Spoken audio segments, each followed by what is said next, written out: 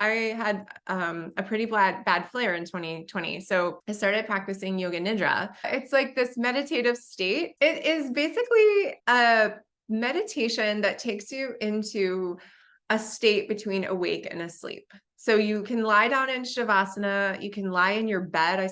I like to do it on the floor with my shins propped because that's really nice for your spine. So And Shavasana is just like, is that the corpse pose? yeah, Shavasana is corpse pose, but in my yoga journey, my understanding is that when you're in that total corpse pose, that can aggravate the low back for some people.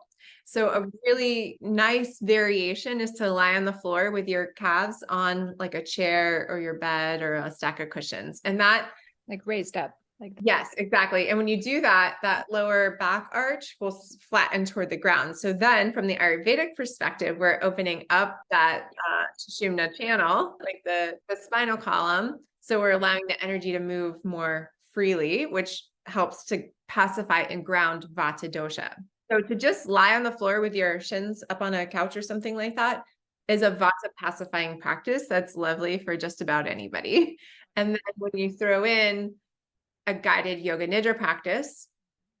Yoga nidra, basically, step by step, relaxes the physical body. Just like any meditation practice, like a guided meditation practice, you could fall asleep.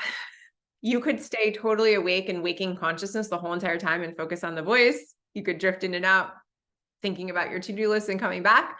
All of that's totally fine. I mean, I fell asleep like every day for a year when I was doing it. That's because my body needed rest. So like no judgment. I think that's really important. It's kind of like that middle pathway and grace with Ayurveda, same with Yoga Nidra and meditation and everything else.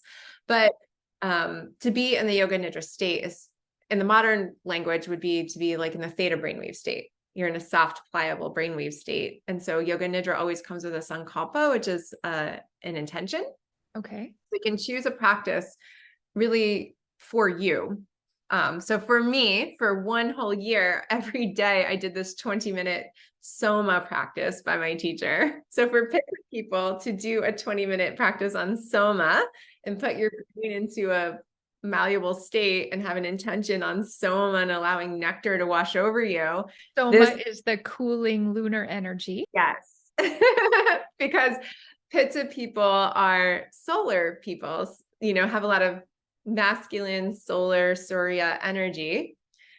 To balance that, practice like just how traditional Ayurveda would recommend moon bathing, like actually going outside and letting the moonlight touch your skin. This is like another way to get moon energy, for example, would be to do like a yoga nidra on the moon.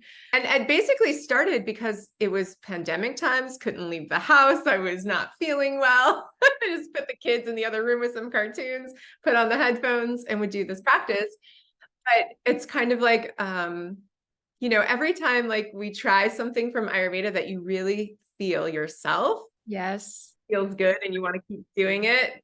It's like, I could give you all the list. There's so much modern studies. I mean, they're using Yoga Nidra to help people with PTSD and all kinds of stuff. And basically, from my perspective, what I believe why it's so helpful is because it gets us out of that conscious mind we're not totally asleep. We're in that middle space where we can soften. So it lets your mind focus on something because the mind wants to focus on something.